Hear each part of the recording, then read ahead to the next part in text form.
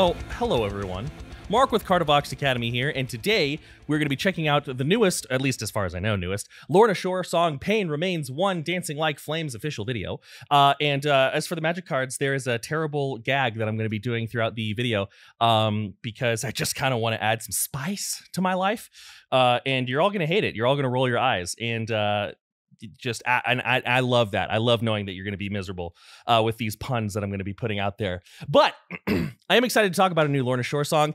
As you all know, Will Ramos is kind of the it man in metal vocals right now, and I think that that's understandable. He's doing a lot of crazy things that are fun to talk about. Now, if you're new to the channel, again, my name is Mark. I am a metal vocalist myself. I'm in a band called Kardashev. We released an album on Metal Blade back in June. That was cool. And I'm a metal vocal coach. I teach people how to make, all sorts of like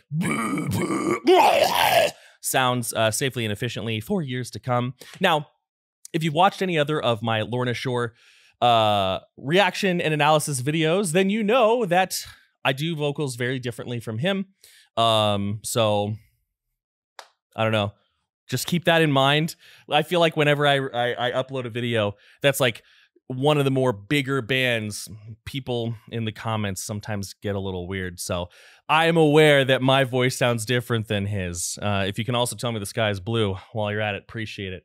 But that aside, if you enjoy the content, be sure to like, share, and subscribe. It means a lot to watch the channel grow. I really do enjoy it. We do have a pretty active Discord community as well that's active through our Patreon.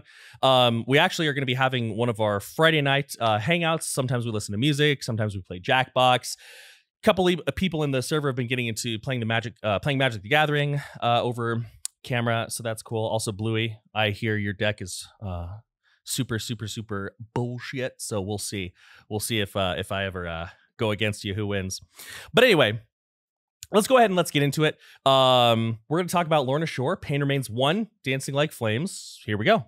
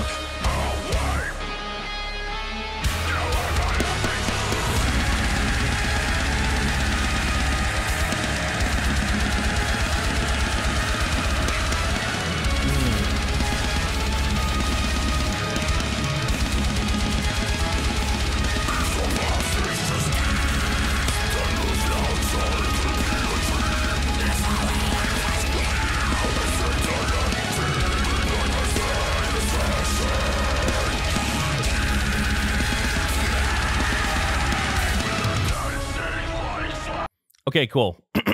Seems like a good place to stop. I actually was like, okay, I got to stop it eventually. So a couple things I'm noticing first and foremost. I actually want to talk about the composition of the song first. So I feel, now I haven't listened to all of Lorna Shore's discography, so I could be wrong about this, but I feel like that intro was way different than a lot of their songs. We had like a really long build up. We had almost like some sort of like 80s sounding like keys, some synth going on there. But so far this format seems a lot more focused on, how do I say this? A lot more focused on like a cathartic emotion versus like a brutal emotion. Like with songs like To the Hellfire and things like that, the emotion that I get from the song is very much just brutality, right? Which, hey, this is the genre for that, so perfect. But with this, I feel like they're trying to, like, you know, tug on my emotions a little bit more. So it's kind of cool. It's, if this is a new direction for their songwriting, which it seems to me like it is, that's interesting. That's interesting to see them make that turn. So in the beginning here, we have really solid, like, foundational Will Ramos screams, right? Now, if you've seen the laryngoscopy that the charismatic voice did, his vocals are kind of wild, and I'm interested to see if we can get some more laryngoscopies or scopes done of other vocalists to see what's going on. So in his vocal anatomy, and this to me, to my ear, is what gives him that, like, very clean, very static, or I should say clean, like TV static tone, is the fact that, so in our vocal anatomy, maybe I'll put a picture up of this over the video, we've got a lot of stuff going on above the vocal folds, and those tissues are called our supraglottal tissues, above the glottis, right? Tissues. And normally we have these big cartilages at the back called the arytenoids that open and close as we open and close our vocal folds, right? Now, in earlier videos, I thought he was utilizing those a lot more for distortion than it turns out he is. So I was a little bit wrong about that. Oh God, no, somebody freak out about it. But what he's actually doing, at least from a lot of what we saw in that laryngoscopy, is he's bringing those tissues together, sure, but he's also sort of like twisting and adding some torsion to the larynx, and that's causing the folds that sort of connect the arytenoids to the walls of the larynx, like surrounding like the vestibule, which is like the little chamber, right? It's causing those to come together and distort against each other. Now, I've never seen that, but if you think about these tissues vibrating really quickly against each other, along with whatever's going on underneath, clearly he uses a very fry-focused tone. I think that's part of what gives him that really crystalline, really pure, just like tone to his screams that he's very much well known for. So far on the song, I will say, and this is just a point of preference, not a criticism per se, I wish his voice was a little bit more forward, which is kind of funny coming from me, because I tend to like vocals that are more meshed in, more reverbed out in the songs that I listen to. However, I don't know, he's got a really big, like, one of the things that I like about his voice is he's got a lot of depth of tone, right? There's a lot of low end, there's a lot of high end, there's just a lot of like lush frequencies going on. There are a lot of lush frequencies going on in his voice. So I wish I could hear it a little bit better, but that may just be my headphones or something. I'm not sure. So let's keep going, and let's kind of see where we go. We'll talk about this next, but one thing that's really cool about his voice, especially since seeing that video and having the opportunity to hear some of his raw vocal takes, he does a lot with resonance. So maybe we'll talk about that next. I want to go, see, there's so many things I want to talk about. He also did this really great long held scream with a good decay. And that is that shows that you have very solid breath support. So let's do this. Let's keep going, and then I'll maybe get a little bit more technical going forward, because we've got some song to listen to, right? That's how this works. I do want to go back though, so we can hear this. I can kind of enjoy this transition. Let's go maybe to 2 minutes.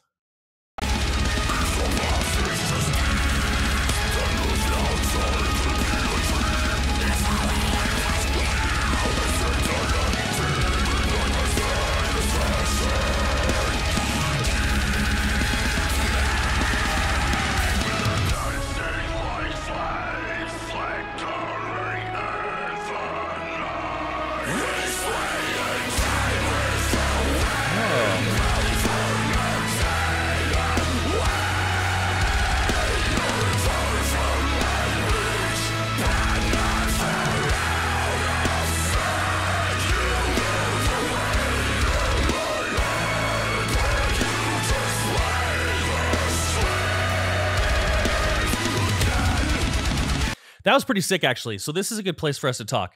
All right, here we go. So, what did I get? It is plain to see. Sorry, everyone. All my Magic the Gathering fans are rolling their heads, but it is plain to see that there are 4 more. Get ready. That Will has a lot of control over his resonance placement, his timbre, his tone. So also, I think this is the most articulate I've heard him. I'm really understanding a lot of the lyrics. You know, the weight of my heart, but you play the strings, I think is something that he said. I love that little pause there. So let's talk about resonance, all right? Let's talk about resonance. So when we're talking about resonance, we're basically talking about the behavior of sound waves within a container, right? So what are the sound waves doing inside of that container? Now, this is very important for understanding vocal technique, especially metal vocal technique, because it can be what I see a lot of new students, doing, as well as, you know, occasionally I get a more experienced vocalist in for just like one lesson, like before tour or something. What I see a lot of self-taught people doing is they are putting a lot of work on the actual distortion mechanism to create a low or a high or a mid tone. When in actuality, we can use this big resonance chamber that's our mouth, right, to do the work for us. Now, this is something I talk a lot about because it's so fundamental. Like you can't really talk, like if somebody says like, how do I do a guttural, but you don't talk about resonance, you didn't really talk about how to do a guttural, right? It's like a beef Wellington without the puff pastry. It just doesn't make sense. You know what I mean? So you can't separate them, or you can. But for our low vocals, we want to focus on creating a lot of space inside of the mouth and keeping those frequencies inside of the mouth for a while. So that's why we do certain things like puckering the lips, ooh, dropping the jaw, ooh, curling the tongue. And you hear that, right? So my voice sounds really, really low. I've done this before just for fun with people who aren't necessarily into vocals or into music. Like, you know, I've talked with some friends and family about this, but I'll say like, okay, tell me which note is lower. And they say the second one. It's the same pitch, right? But we've got a different timbre on it. It's darker, it's wider, it's a richer tone. So there are many ways to do this, not just one. But one of the standard ways to do this is to curl the tongue behind the teeth, right? You have a little ridge up behind the teeth, and that's called the alveolar ridge. And it might be a little bit different for everybody, but you know, you curl your tongue, kind of place it on there. And this is just a standard this is just the standard guttural technique. There are many ways to do it. Drop your jaw, pucker your lips. And if, you know, and what you're looking for is you're looking for a very hollow, wide sound. Now, the way that I generally do my low vocals, I do a very, very arytenoidally focused, like, hey, everybody, like that's the sound that I use. So that's the sound that I'm going to put through there. But if I take just that bass tone, it doesn't sound super low, right? That's really a mid scream. I'm going to take that same distortion and I'm going to put it through that space. It becomes low. It becomes a guttural, right? I didn't have to do any work here.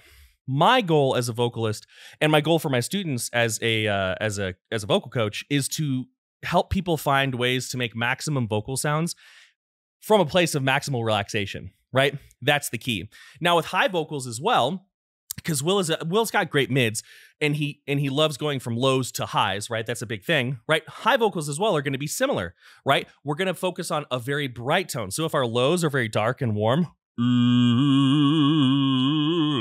we want to focus on having a high and bright timbre to our voice. So a great way to do this is to get a note, like you're probably not going to be using this actual clean note in your scream, but we can use it to explore the shape of our vocal tract, right? So I'm going to take, I don't know, any note. Hey, right there. Hey, yeah, this note right here, right? And I'm going to focus on brightening that note. Now, here's where a lot of people make a mistake. What they'll do is they'll squeeze their glottis, their vocal folds. And so they'll get sort of a nasality here, right there like that. And it sounds like bad anime voice acting, you know, challenge you to a duel, right? And you don't want to do that because there's no reason There's rarely a reason to squeeze and put pressure on your vocal folds, especially pressure beneath your vocal folds, subglottal pressure.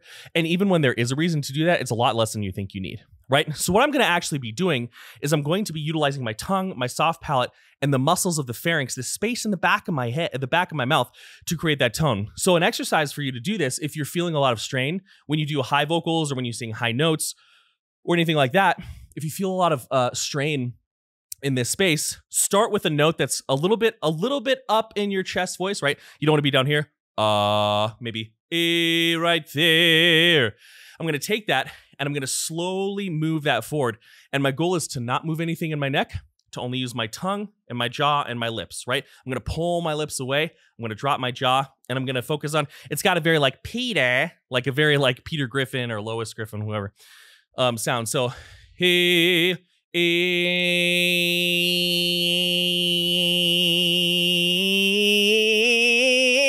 hear how I'm not putting any strain on the vocal folds? That's huge. So if I do like a high vocal without any of that, it doesn't sound much like a high, right? Sounds like a mid, right? Interesting. Now, if I take that, I change the shape of my mouth and I give myself a little bit of projection, right? I move a little bit of force into that scream. The scream transforms a little bit, right? Interestingly enough. So if we utilize, I know I've been talking about this for a while, but it's really important.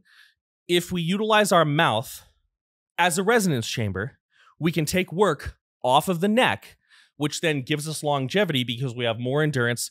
We're much less likely to hurt our vocal folds. I mean, metal vocals are risky. That's just the truth, right? But if you do them right, you're fine. And it allows us to move forward. So let's keep going.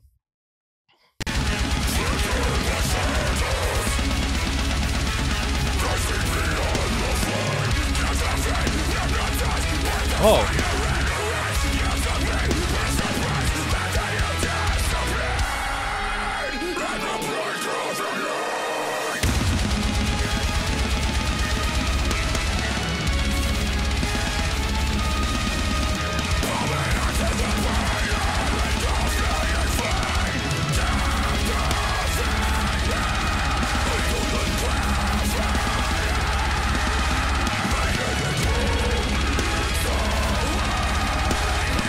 That's perfect. Listen to the way, I don't know the word he's saying, but listen to the way, ba, boom, ba, ba, and then he lifts it high. That is great resonance manipulation. Just check that out.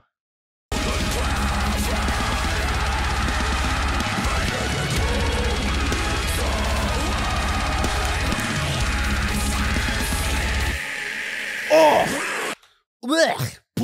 All right. Here we go. That high was disgusting. He has a very swampy, sludgy sound to his vocals, right? Which actually, that's pretty appropriate. So that high vocal was nuts. We've heard Will go high many, many times. So I want to talk about something. Sometimes I get a little bit like, I don't know. Sometimes I think when we put everybody into pure false chord or fry territory, it can be a little bit disingenuous because, well, maybe not disingenuous, but oversimplified, because there are ways to combine certain screams, right? There are ways to combine different sounds, right? Now, here's an example, right? So if I take, the sound that I use for most of my vocals, which is this, and I mix that false chord distortion in there, which is this, right? And that's what it sounds like. Now, if I put a little bit of fry distortion under there instead, right, you can hear that it makes a big difference. So I'm kind of combining different elements. This sounded super fry to me, though, right? Like this sounded super, super fry to me. And I do want to be clear that it's misinformation to say that fry is high and false chord is low. But I will say that in my experience, teaching people and talking with a lot of vocalists and always continuing my own education as well, because if you're a teacher and you stop learning, you're eventually not going to be a very good teacher. Fry does tend to be easier for people who can do both to really get up into that high space, to really like push that high scream. No, I shouldn't say push. To really move that high scream to its absolute limit, fry tends to be a little bit easier. And this makes sense as well if we think about the nature of the distortion, right? So when I'm doing this sound, why is that a lower sound? Well, because I've got big fat tissue vibrating kind of slowly. Why am I doing like the little cat thing? I don't know. Vibrating, you know, kind of comparatively slower. Now, if I move to like just like a open false chord, yeah, hey, it sounds a little less low. Yes, part of that is due to the resonance, but also things are vibrating. Vibrating a little bit faster. When we have fry and we're doing it properly, our vocal folds are together, and we're getting a very clean, very clean, but very distorted sound on the actual from the vocal folds. Right. This is why it's really important not to put a lot of pressure on your fry screams, because if you do and you make your vocal folds start doing this, just a matter of time till you say hello to some vocal nodules, right? That's the thing. So, again, not much of a fry vocalist myself, but I teach a lot of people fry vocals, and they all do very, very well. They all do fine. But one of my favorite exercises, I don't remember where I saw this. This is one that either somebody told me or something like that, but one that I really enjoy, there are a slew of them, is taking like sort of like a cry or a pout. Nah. And I start up here, right? And then I think about that low fry register. We can't really use that to scream with very much, but if we think about fry as a behavior of the vocal folds, where the vocal folds are in an open phase for longer than they are with our normal phonation, right? Right? Then we can take that behavior of the vocal folds and we can place it in higher spaces. Your vocal break is a really easy way to do this. If you want to find your vocal break, you can just take your clean voice, keep it super relaxed. For all my trained singers out there, resist your urge to smooth that break. And you can kind of find that sound there. But my favorite way, depending on who I'm working with, is nah. And then you focus on just finding that little sound there. And that's the sound you're going for. And then you work on projection and balance and everything like that. But that's the way I would approach it. Or, you know, that's the way I often help people approach it. But yeah, so that resonance space is amazing. Let's keep going though. I actually want to hear that high again because it's dope.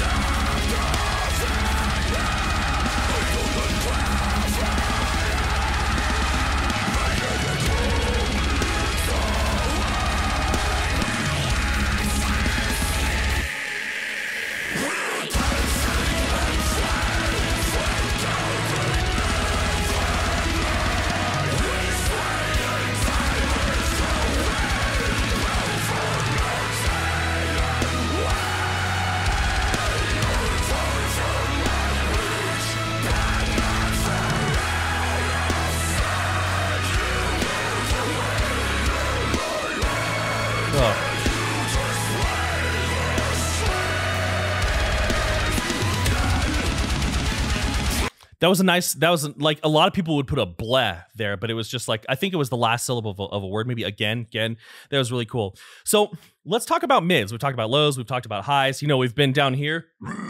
We've been up here. Right? Let's talk about mids. So mids are something that I feel like sometimes get overlooked by a lot of new vocalists, because it's like, I get it. It's very exotic. It's very cool to get like your lowest guttural and your highest high. But if you think about it, a lot of the really, let me think of how to say this. A lot of the vocalists that at least I enjoy have a very strong mid as well.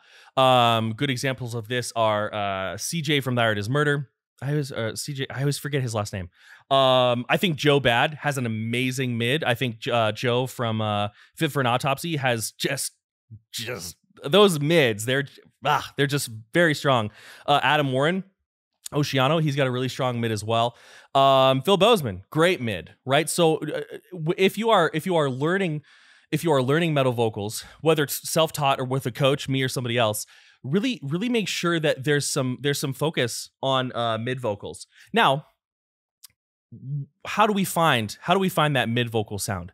Well, one thing to think about is that when we are, as long as you have a healthy speaking voice, some people don't have a healthy speaking voice, your voice is already kind of prepped to be in a mid space, right? So if I'm going to be in a low, I'm down here. Hey, everybody, what's going on? Hey, everybody, what's going on? Hey, everybody, what's going on? Bro. That's what I'm doing for a low.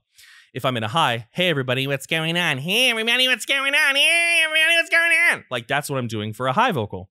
For a mid, if I just use my normal resonance, but no, that's not true. If I build my resonance around the shape that my vocal tract takes when I speak, assuming you have a healthy speaking voice, and if you don't have a healthy speaking voice, your coach should be able to tell you and help you correct it. And then there are also voice coaches and speech therapy and all these things as well. But if I take my speaking voice, ha, ha, see how that vocal tract is just like relaxed? Kind of looks like a little kid watching TV. About as present as a bag of rocks, you know what I mean? Just like that, right? That's a good space for my mids. I'm not really doing much, right? I might curl my lips a little bit. That's a really good place for mids. And if you have a strong mid, or at least you have a mid that you have some decent command over, you can open your mouth and hit it every time. Then you're going to be fine, right? You're going to be able to breach to low or get down to lows and get up to highs fairly simply, assuming you have a solid understanding of how breath support and resonance play with your distortion. We talk about that 3 ingredient recipe: breath support, resonance, phonation. And one final note is that, oh geez, no man is an island. And so as a vocalist, you should make sure that you are following the lead of the composition of the song, because your bandmates are what give you something to scream along to. And actually, that's going fairly well here. Definitely some movement along with the song, following the emotional cues. I wouldn't say that vocal performance wise, that's like the biggest thing that I'm hearing, but that's kind of like, ooh, I was about to say something that was going to get me lit on fire. Now I have to say it because people were going to be like, what were you going to say? All genres have different goals. All genres have different goals. And when a genre or when a song is meeting those goals, they're doing well. One thing about deathcore in all its subgenres, I know that there's more different styles of. It's a very vocalist focused genre, which is totally fine. I think it would be super fun to be in a deathcore project. I've never been in like a deathcore band before. It's always death metal or some proggy something. Because it is very vocalist focused, similar to pop music. That's the part that people were going to light me on fire for. I personally think pop music's dope. So to me, that's not an insult. But in that space, it's a lot more about vocal exhibition than it is necessarily, although this does happen within the genre, I'm not talking in binaries here, than necessarily create. Man, I'm listen, it's a vocal focused genre and he's doing a really good job at it. That's all I'm saying. Ooh, we'll see what people have to say about that. That's gonna be a good one. It's a solid song. Let's keep going.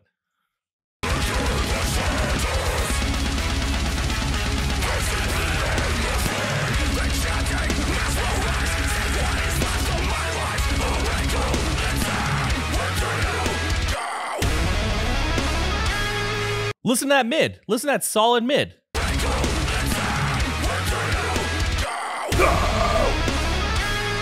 You can hear that wide open mouth. Go, go, go.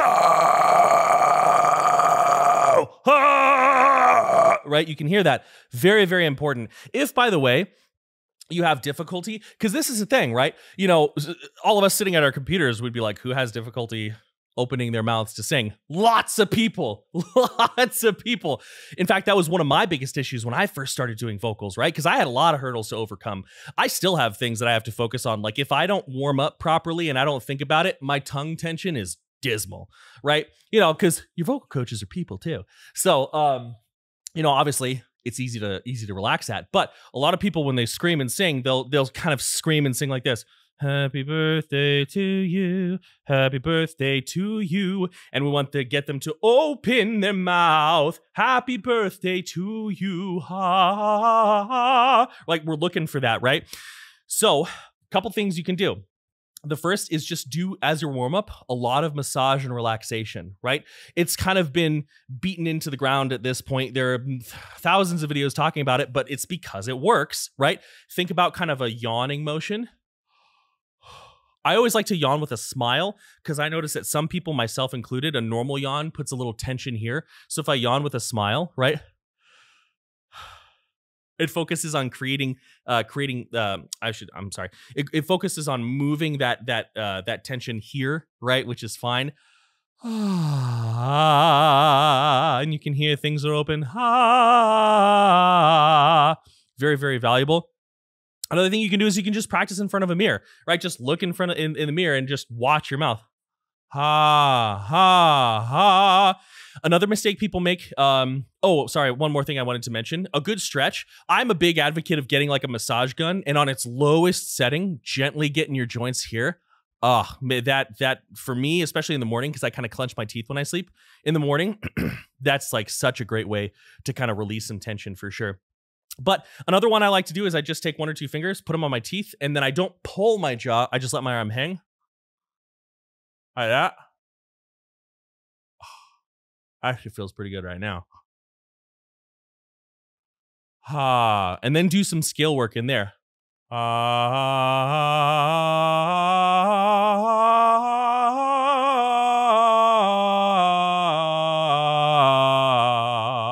Hear how that sounds open? And I wasn't really even trying.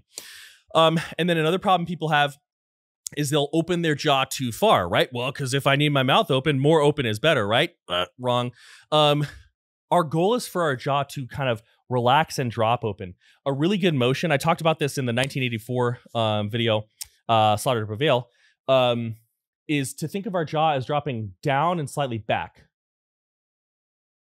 Because that's kind of the motion that the hinge makes, right? Down and sort of back. Great position for our vocals because our jaw's relaxed, releases a lot of tongue tension, relaxes the throat. And then, of course, because it's metal, we do occasionally do stuff like, you know. But as a baseline, relaxed jaw is great. Let's keep going.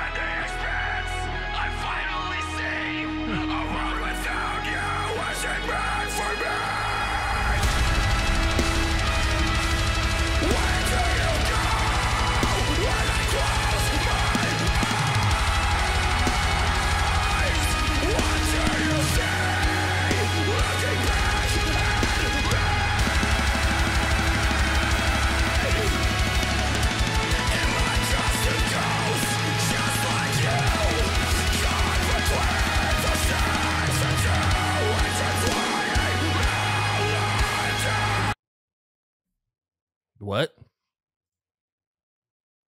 I literally thought my internet cut out just now. What the hell? Is this supposed to do that? All right. I don't know what to think about that. Okay. What? Well, it does say pain remains 1. So maybe like when the next song is released, it'll like seamlessly flow into the other. I don't know. Weird. I kind of like it though. Like, that's the thing. Like, it's weird and it's abrupt, but it kind of reminds me of...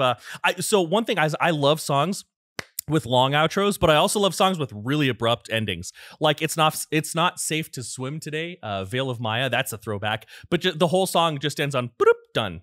Boop. And I love that ending. I still think that's one of my favorite metal endings. So maybe that's what's going on here. I don't know. But interesting tone from Will in this space. A lot more true chord. Okay, a lot more true voice coming through there. True voice meaning the sound of that we hear when we speak. Right. He's leaning a lot on sort of full voiced onsets. Ha ha ha ha ha. We hear that a lot in like metalcore, which is interesting. He may have done this in other songs, but again, I haven't heard their whole discography, so you know, there's that. But if we take that, whoa, whoa, whoa, it's not bites meant for me, right? We can kind of move our voice in and out of our distortion and even let it sort of coexist with our distortion. Not generally something I suggest new vocalists start with, because anytime we are creating this noise, while we have distortion, if we don't understand the balance of that, if we don't understand how to, you know, negotiate with our vocal anatomy to say, hey, we're going to be making these two things at the same time, you run the risk of putting the distortion on your actual vocal folds in a very unhealthy way. So, and again, that's not to instill fear in everybody. I think that our attitude about vocals should be the same as like driving down the freeway. Right? I'm not scared, right? But I know that I need to check my mirrors. I know that I should glance on at my tires before I get in the car, make sure I've got the gas that I need to get where I'm going, right? So it's just about being cognizant and aware. But yeah, this outro really, for me, that addition of... So earlier I was kind of getting at the fact that, like, vocally deathcore tends to focus on brutality and maximalism, and sometimes less on emotional storytelling. This outro, though, had tons of emotional storytelling to it. So maybe like, you know, holding that till the very end is what they were going for. And it's really cool and really effective. And I know some people are in the comments are going to hear that as an insult to deathcore or to this song, but that's really not the case. Like, think about it this way. Bon Iver, right? His goal is not brutality and maximalism. So if I said that about Bon Iver, nobody would be like, why are you making fun of Bon Iver for saying he doesn't do gutturals, right? That would be stupid. That'd be a stupid thing to say. So, you know what I mean? Obviously, it's kind of the same with this. Deathcore, well, really almost all metal vocals, but deathcore is very focused on brutality and maximalism, and that's why it's such a fun genre. So having a lot of that emotionality with that true tone coming in at the end, obviously not like that, like mixed through with the song, was very cool. I really liked it. I think the outro might be my favorite part of this song. That abrupt ending, I'm gonna go with I like it, even though I was like, what? But again, that's because it was just surprising. And it's fun to still be surprised by a genre and a type of music that I've been listening to since I was, well, not deathcore, but just metal in general, since I was 9. So let's do the math here because I'm an idiot. No, not 9. It would have been closer to like 12. Okay, that mental math is easy. 22 years. So it's nice to be surprised by a genre of music I've been listening to for 22 years. Now to end us off, because I got 2 more, right? Forest? What kind of pun can I make for a forest? I got nothing. If you can think of a good metal pun with a forest, put it in the comments below. Oh, and Will Ramos's screams continue to be mountainous and melt your face. I don't know. I got nothing. Anyway, Pain Remains 1, Dancing Like Flames. I don't know. I think that this is a cool new direction. I like the way that we kind of added a new feeling to the vocals. Vocals are good. Like what? Like, am I going to turn on? Am I going to react to a Lorna Shore video and say the vocals weren't good? Not really. Like, because the vocals are always good. If this song is a good indicator of where like upcoming work is going, I may like this a little bit better, because I tend to just, as a personal thing, like music that's more focused on like catharsis and those types of things. So very good. Like this song a lot. Good work. This is a 40-minute video. Jesus Christ. I'm going to shut the heck up. Sorry. Again, If you like the content, be sure to like, share, and subscribe. If you're interested in vocal lessons, we have a website now, cartervoxacademy.com. You can go check it out. If you're interested in lessons, there's a form you can fill out to tell me a little bit about yourself. One thing you'll find is the way that we go about lessons is you fill out the form and you talk to us, because I always want to make sure, number one, you know, you need help. I've had people, you know, try to get vocal lessons before and they're amazing, and I'm like, what am I going to give you? Like you don't need anything. You're amazing. Other things, you know, I want to make sure I can help you out. You'd be surprised how many requests we get for people who want to sing like opera and stuff, and I'm like, what am I going to do there? But also, it's just good. It's good to talk. You know, it's good to see what your goals are and see what we can put together. Check us out on Patreon if you want to hang out and listen to music and play some games and have a good time. And I think that's it. I think that's all I have to say. So, as always, many thanks, much love.